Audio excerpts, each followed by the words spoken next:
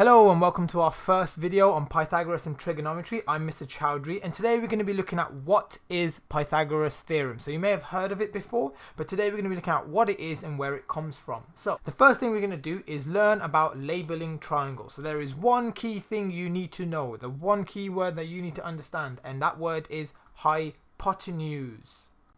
So what is the hypotenuse? What is the hypotenuse? Well, the hypotenuse is the longest side of a right angle triangle. The hypotenuse is the longest side of our right angle triangle. And we need to be able to identify a hypotenuse on a right angle triangle very quickly and very easily. So here we have a right angle triangle. I'd like you to pause the video and tell me which side do you think is the longest side? Which side would we label the hypotenuse?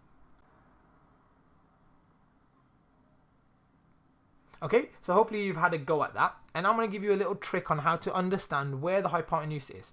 So the hypotenuse will always be opposite the right angle. So here's our right angle there, denoted by the square, and I've got the opposite side is going to be the hypotenuse. So I've just drawn an arrow to show you where the opposite side is, and that's the hypotenuse. Here's another triangle. Pause the video. Where do you think the hypotenuse is?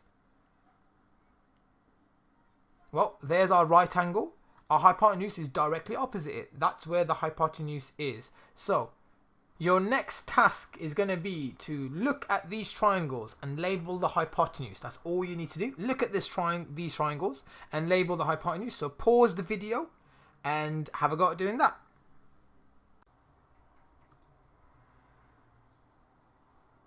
Okay, so let's have a look at these answers. So the first triangle, our right angle is here, denoted by the square. Opposite the right angle is our hypotenuse. Second triangle, where's our right angle? Let's try and find it. Opposite the right angle is our hypotenuse. Third triangle, look for the right angle. Opposite the right angle is the hypotenuse. The next one, there isn't a right angle. And because it's not a right angle triangle, we can't label a hypotenuse. We can only label hypotenuse for a right angle triangle. The hypotenuse is the longest side of a right angled triangle. Right? Let's look at our last one. Where's our right angle? Opposite the right angle is the hypotenuse. So hopefully you've had a go at this and you're comfortable finding the hypotenuse of a right angle triangle. Remember, the key thing is to find the right angle and then look opposite the right angle to find the hypotenuse. So moving on, I would like you to look at these triangles and the squares that are coming off the sides of these triangles. Then I would like you to count the area of each square. So you're just going to look at how many squares are inside them and tell me what the area is. So we'll do the first one together. So this bottom square here on the longest side, on the hypotenuse of this right angle triangle, is 4 by 4. If I count all of these squares, there's 16. This one here, I've got 1, 2, 3, 4. Then I've got a half a square and a half a square. That makes 5. Half a square, 6. Half a square, 7. Half a square, 8. So that one's got 8, and this one has also got 8. So I've done the first one for you. I'd like you to pause the video and have a go at figuring out how many squares each of them has. So what's the area of each of these squares that are on the side of the triangle? I understand I've said square a lot, but all you need to do is work out the area of the squares that come off the triangles, and you can do that by counting the squares within them.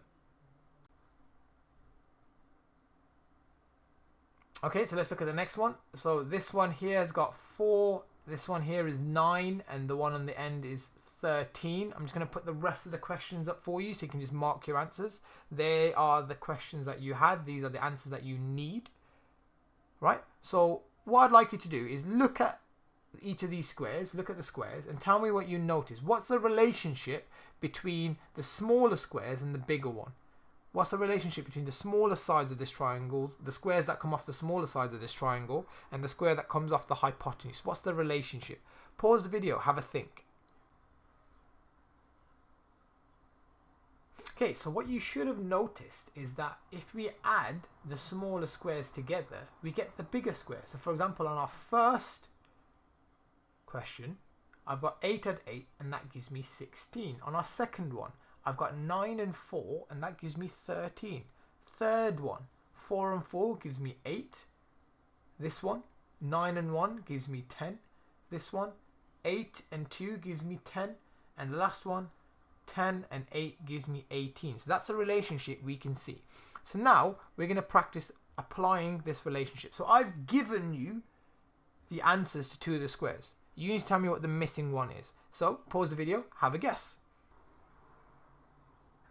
Okay, so let's look at the answer for this first question. I need to add the smaller squares because we know that if we add the smaller squares, the area of the smaller squares, we'll get the area of the bigger one. So I've got 421. Right, have a go at this one. Pause the video, have a think. Okay, so this one, 400 add 441 gives me 841. So that's that one. What about this one? What's different about this one compared to the first one? Pause the video. How would we work out this yellow square? What do you think?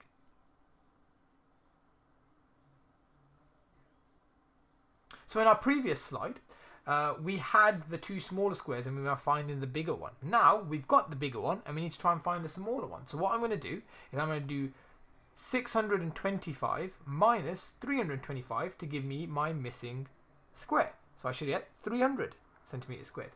What about this one? Pause the video. What do you think?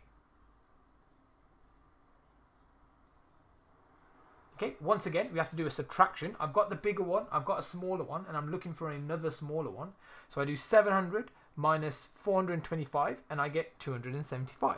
So hopefully that's giving you an idea of how we can do this. We can add the smaller squares together to get the bigger square, right? The sum of the smaller squares is equal to the bigger square. And that, in essence, is Pythagoras' theorem. So in words, what does Pythagoras' theorem look like? In words, what does Pythagoras' theorem look like? It would be the squares of the shorter sides sum to the square of the longest side. So I'll say that again. The squares of the shorter sides sum to the square of the longest side. And what would that look like in algebra? Well, it would look like a squared plus b squared equals c squared, where a and b are the shorter sides and c is the longest side. So how to visualize that? Here is a diagram. As you can see, A and B are the shorter sides of our triangle. It doesn't matter which way around we put them. And C is our hypotenuse. C is our longest side. So let's have a think how we could use this on a triangle. So here is a triangle that I've got, and here is the area of the squares around it. Let's have a look at what happens. So the squares have disappeared. Okay, because I've got rid of the squares, I have areas that I need to figure out what each individual length is. So I need to square root each area to find out one length, because it's a square. The opposite of squaring is square rooting. So I need to square root each individual one, which gives me that, because the square root of 25 is 5, square root of 16 is 4, square root of 9 is 3. And we can see that the length of this triangle would be 3, 4 and 5. The length of this triangle would be 3, 4 and 5. And that's how we would use Pythagoras to try and find some length. That's how it works. We know the squares of the shorter sides, we can work out the square of the longest side. If we know the square of the longest side and one of the shorter sides, we can work out a missing shorter side. And we'll look at that a bit more in depth later on, but hopefully that's helped you understand where Pythagoras comes from. But now let's try and think about writing Pythagoras. So how would we write Pythagoras? So on each of these triangles I've got here for you, they are all labeled with different sides. What would Pythagoras look like for each of these triangles? So for example, I'll do the first one for you. Pythagoras for the first triangle would be, well, the shorter sides are a and b, so I need to square them both and add them together. So I get a squared plus b squared, and that should give me c squared. So that's the first one done for you. I'll do one more just so you can see. So this one isn't labeled traditionally. C isn't our hypotenuse here. Our hypotenuse is b, so that means I'd have to do a squared plus c squared, and that would give me b squared. So it would look like this. A squared, which is a shorter side, plus c squared, which is a shorter side, equals b squared. What would it look like for the rest of them? Pause the video. Have a think.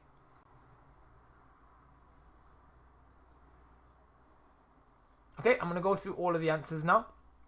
So this one I've just used some Greek letters, and the formula would look like this. This is what Pythagoras would look like. The two shorter sides, I've squared each one, gives me the longest side squared. This one is just regular letters. They don't have to be A, B and C. That's just what mathematicians picked. We could use any letter. So this would be W squared plus Q squared equals Z squared. This one has got numbers. Don't need to have letters. We can have numbers sometimes. So we can do 12 squared plus 5 squared equals 13 squared. You can check that on a calculator. That is true. 12 squared plus 5 squared does equal 13 squared. This one is decimals. So let's have a look at what happens with this one. We get 2.6 squared plus 5.6 squared equals 6.17 squared. I've used the squiggly equals because 6.7, as you saw on the diagram, was rounded. So it wouldn't be exactly that, but it would be close to this. It would be very close, right? It's roughly this. Right, this is what this wiggly equals means. Right, let's have a look at the next one. We've got fractions. Does that change anything? Nope. We just put the fractions in brackets to make sure we're squaring the whole fraction and not just the numerator. So I get 7 over 12 squared plus 24 over 12 squared equals 25 over 12 squared. So there's that one. And the last one, I've just picked some names, some students I teach. So I've got Tom squared plus Caleb squared equals Tilly squared.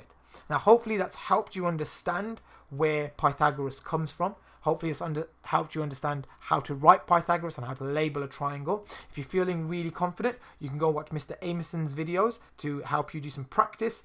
Dr. Frost and Corbett Maths is another great place to practice. Go off, be productive, and I'll see you in the next video.